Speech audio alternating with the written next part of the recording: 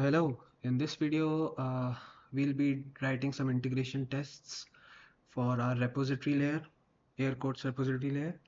We have an in-memory store, so it's not really a repository layer. But anyways, let's just call it that. And right now, everything is in this components package. I want to do some refactoring for that. And I also want to use Lombok for better logging because right now I am outputting to the output stream giant ass lines, which soon will become very confusing as soon as we start multiple instances of our application, because we won't know which line was printed by which uh, thread of the application, and it will be hard to follow. It's easy to follow in a single threaded application, but hard in that case. So therefore I need a better logger. And to do that, I'll use Lombok, and we just need to add its dependency in the pom.xml, and we're good to go. So it looks kind of like so, and you can get this from start.spring.io. With this, we're good to go. We can write better logging. But before that, let's do some simple refactoring.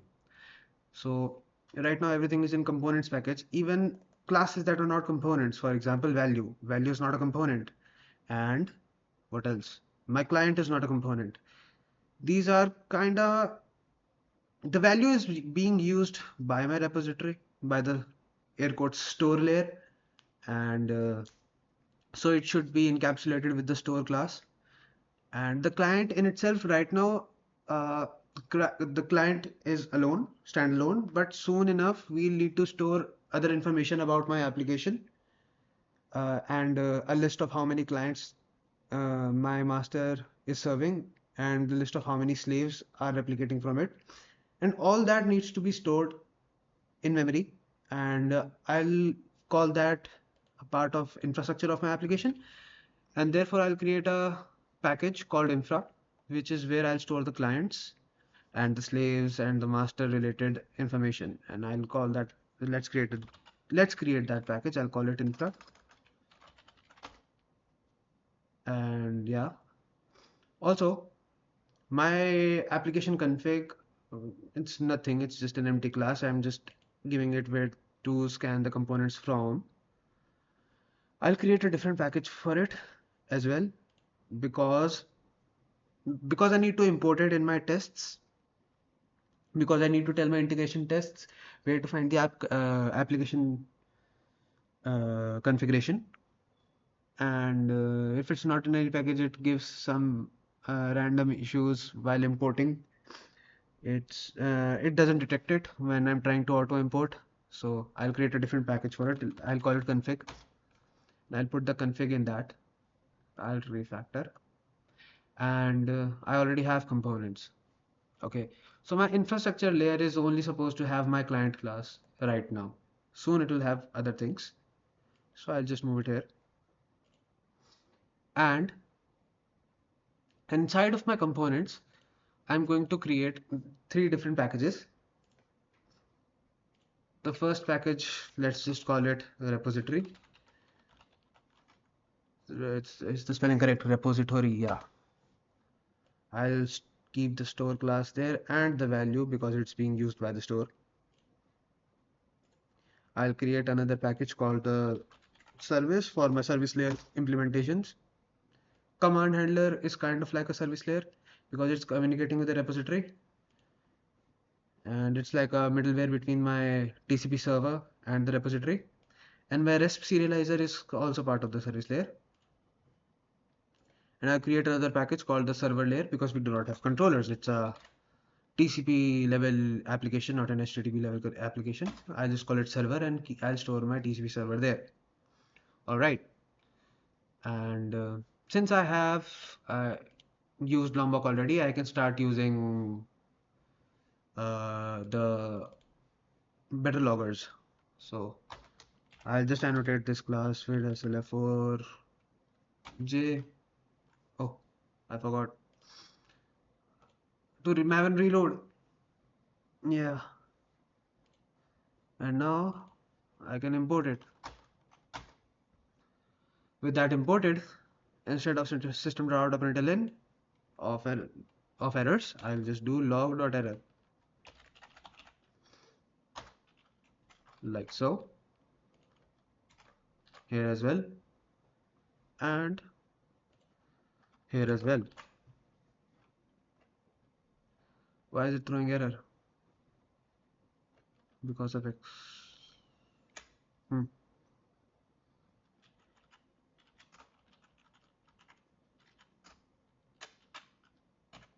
Yeah. And yeah. Okay. And in the value, nothing else. TCP server.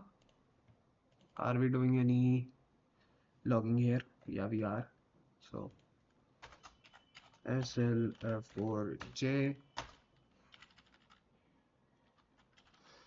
Where am I logging? I'm logging right here.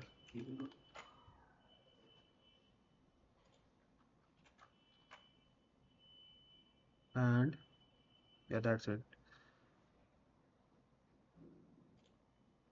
And in my service, are there any logs? Yes, there are. We also need to annotate this one.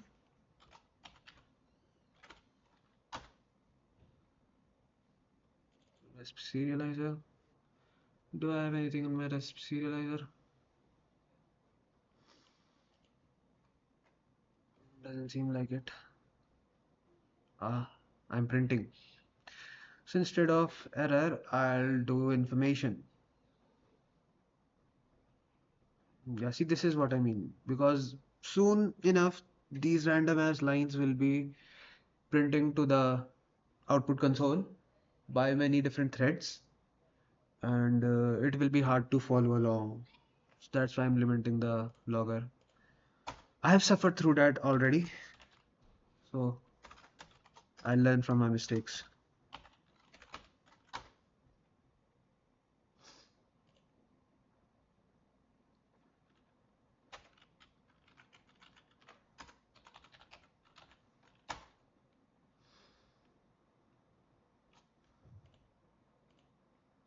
Do I even need these? And no, I don't need that. I don't, it's not required. Okay, here.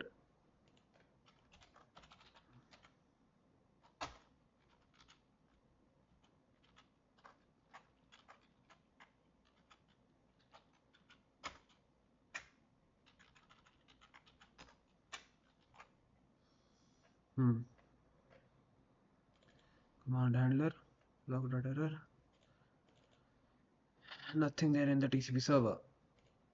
Nothing in config. So now my application is better structured, and I can write tests. Okay, so the REST serializer is also in the wrong package here. I'll create another package. I'll call it service components.service. Yeah. Move the REST serializer to service, and now I want to write test for my repository layer. So I'll create new package.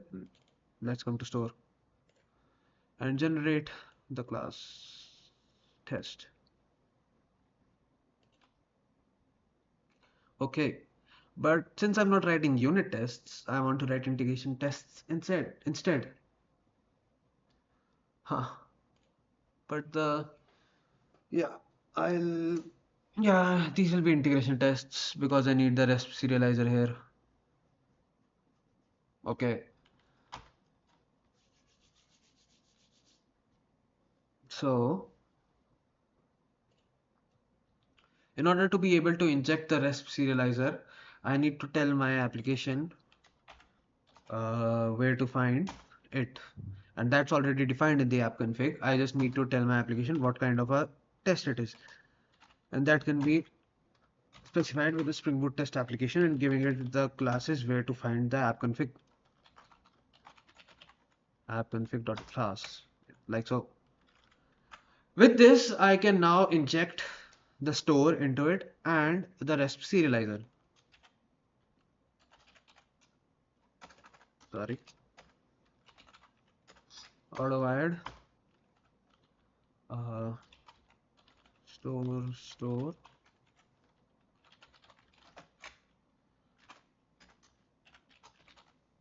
and private RESP serializer. Okay. How does the store, what does the store do? I'm not going to write tests for this method. I'm setting and I'm setting with expiry and I'm getting, and in the get I'm checking if expired. So let's create a method. Private void test set and get for a key.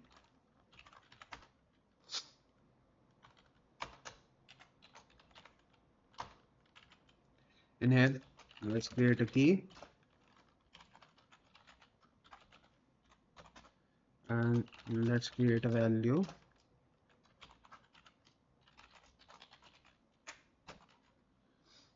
Huh.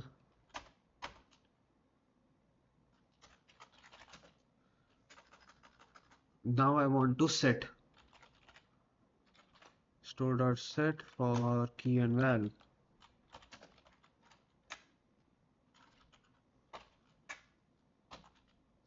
and this returns a string.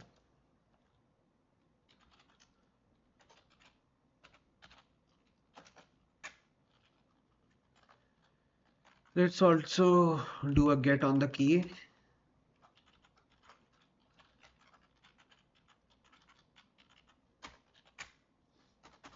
Okay, and what should the set result be equal to?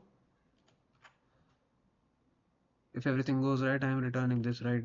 So let's assert that. Assert equals expected, and that's the set result. And assert equals, what will be the get equal to? Let's check. So the get is returning a resp bulk string right here, value.val. Yeah. So let's assert the expected thing is resp serializer dot serialize bulk string value get result. What is this error? I know it should be public. Yeah, sorry. Okay. But with this test, my in-memory hash map will have certain keys and values which I do not want there. So for the next test, I want my hash map to be empty. I can clean that in a before each method.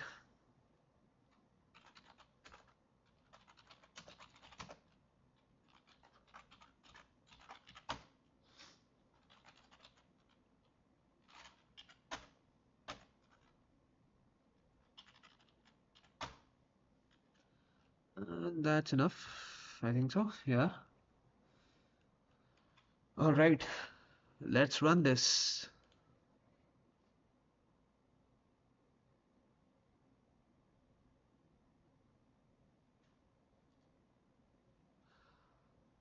The test runs, but oh crap, I forgot to create another branch. Well, what can we do?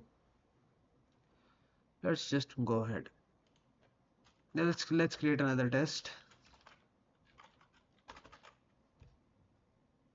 Okay. So in the above method, I tested getting and setting. Now I want to test getting and setting with expiry. So essentially everything should be the same. I just need to give some expiry. Let's decide an expiry limit, expiry time, and expiry milliseconds.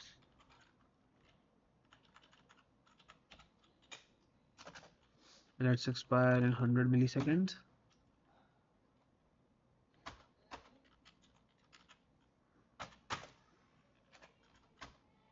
Expiry milliseconds. And after getting, since I'm getting immediately, this should work fine. But now let's make the thread sleep for more than 100 milliseconds, and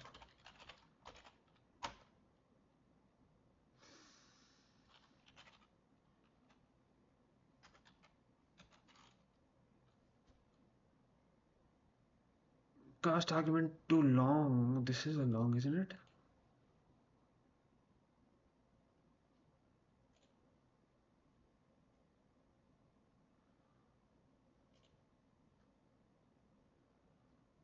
Uh, Acha. Get key with expiry. Yeah. Now let's try to get from the repository layer, but after expiry. So this will be get result of expiry.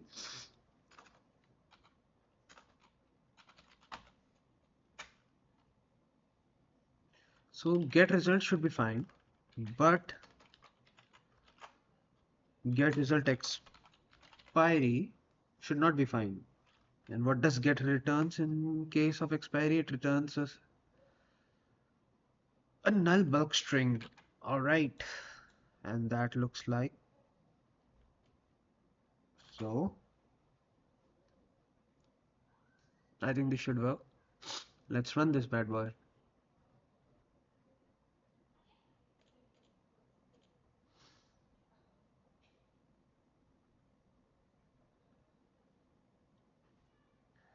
Another advantage of these tests is that I would be able to set debuggers, which as we saw earlier was very beneficial to find that bug. All right,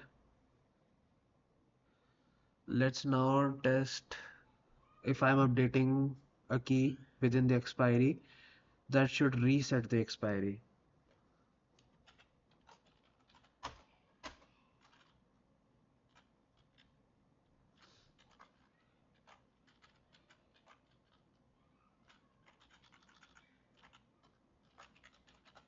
Expiry reset. Okay, so test value 2. Okay, so get before expiry, I get after expiry. But instead of getting after expiry, I want to set again after getting.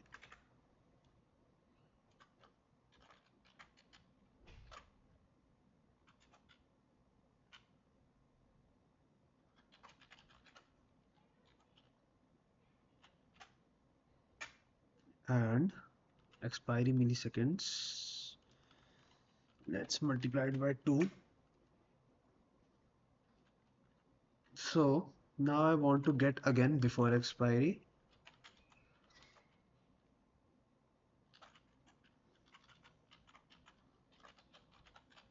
And do I want to make it sleep again? Now I want to check after expiry. So I should wait for expiry milliseconds into 2.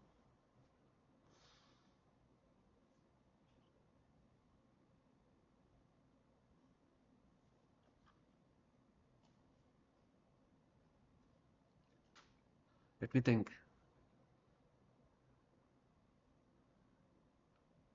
Okay, so I'll wait for the original expiry instead.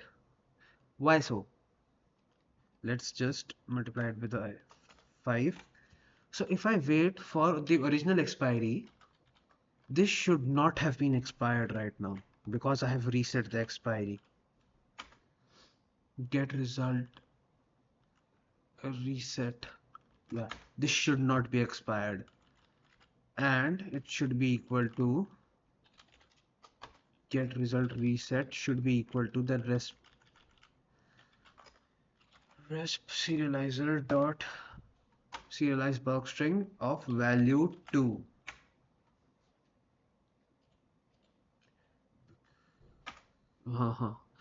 And this should also be okay. Set result reset.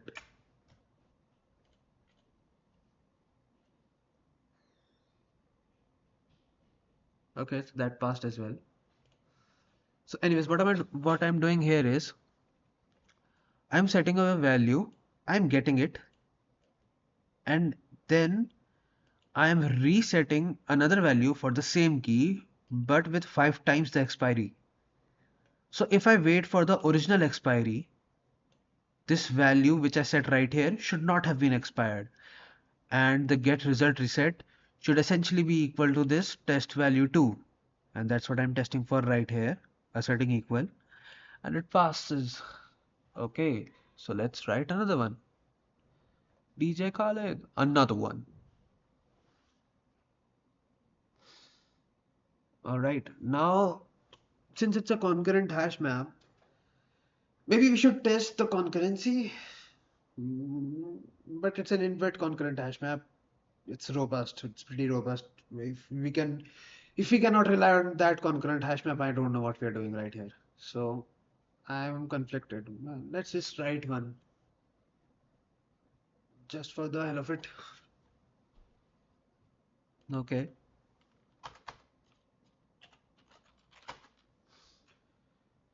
What we'll do here is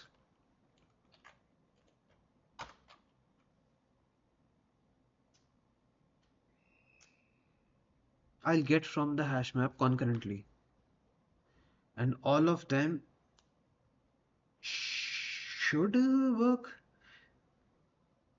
Instead of getting, shouldn't I try setting? I should, right? Yeah. Okay. I'm testing concurrent set. Test concurrently setting.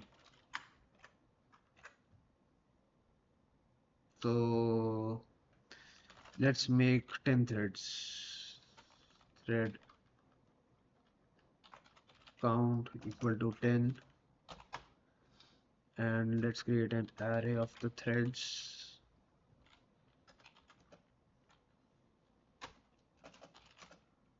New thread count,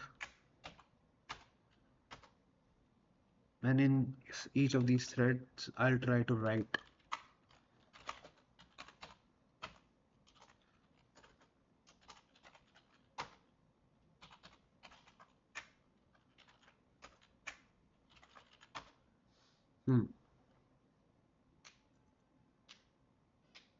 Now I want an index. I want the index value. I want to write. Hmm. So this is my first thread, right? How about instead I use completable futures? Let's just do that instead.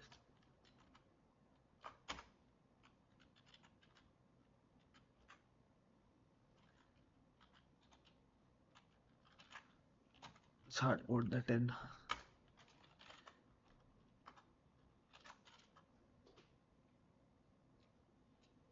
And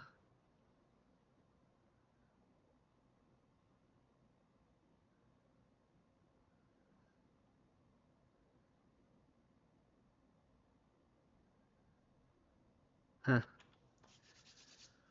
So in each, what I'll do is completable future dot run async, and what I'll do here is it's a runnable, right? So that's it. And here I'll write 100 keys. Okay, so for int j equal to 0, j is less than 100, j plus plus.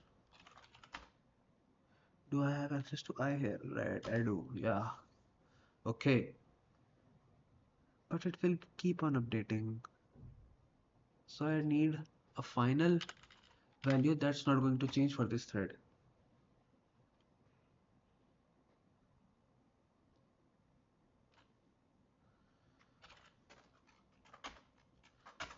we'll ask AI.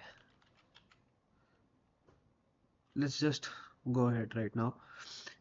Here I want to write store.set.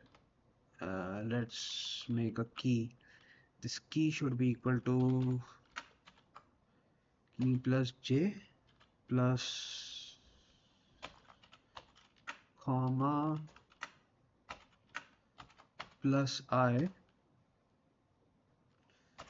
and what should be the value? I don't care about the value, do I? Ooga booga. Variable used in lambda expression should be final or effectively final. Copy I to effectively final temp. Yeah, that's what I was worried about. I cannot use I in this thread because it's going to update outside of the execution of the thread. So I needed a final variable. Ooga booga.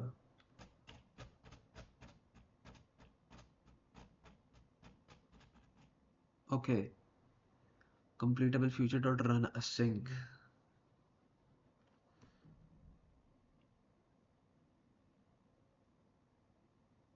And what does it return?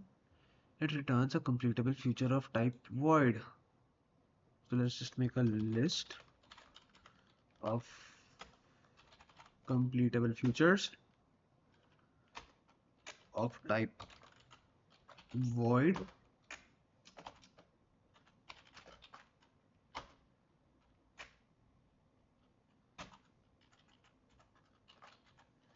Completable future of type void future, not the wrapper. L dot add future, and I'm going to await on all these. How do we await on a list of futures? I don't know. Perhaps there is a method in completable future class. Completable future dot all of. I think it's all of. Field state supply async, not supply async. I think it's all of. Let's see what all of does. All of retains a new completable future that is completed when all of the given completable futures complete. So yeah, it's all off. But how do I give all my... Does it take a collection? No, it doesn't. Cast argument to completable future. Now this is what I need to ask AI. Haha, let's do that. Let's ask perplexity. How to await on a list of completable futures in Java.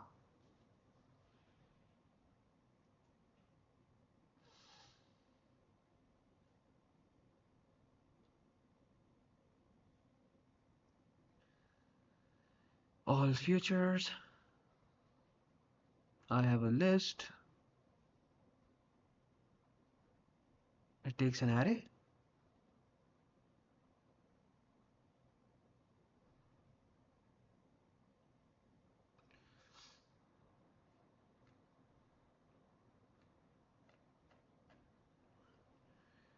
I have a list already. Completable future, all futures, completable dot all of futures dot to array, new completable future of size. Okay, so I need to create an array out of it, then pass it to all of, and to that returned future I can just wait for all the threads to join, block until all futures complete. Let me just copy this, I think so. And instead of futures I have L, yeah, L dot to array, replace argument with an empty array, call dot to array,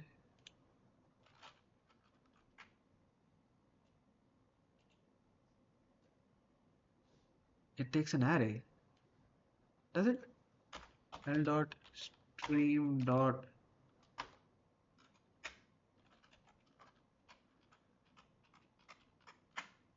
l dot to array, and then it's given. Okay, so we are creating an array out of it.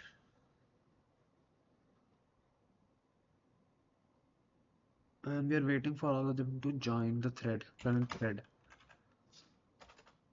And after all of this, there should be 1,000 keys in my map. So assert equals expected is 1,000 store dot get keys dot size.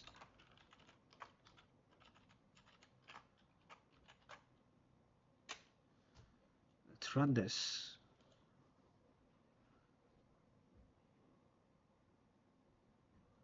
Okay, so there are 1,000 keys after all of this. Okay, so it's handling 10 threads that are writing to it 100 times correctly, which it obviously does because it's an inbuilt concurrent hash map. Yeah, we'll edit or write new tests as required going forward, but that seems fine for now. So we have implemented better logging and some integration tests for the store repository layer, and we'll work on the next few stages like the info command and handshakes among between the master and the slaves in the next few videos. So that's it for this one. I'll see you in the next one.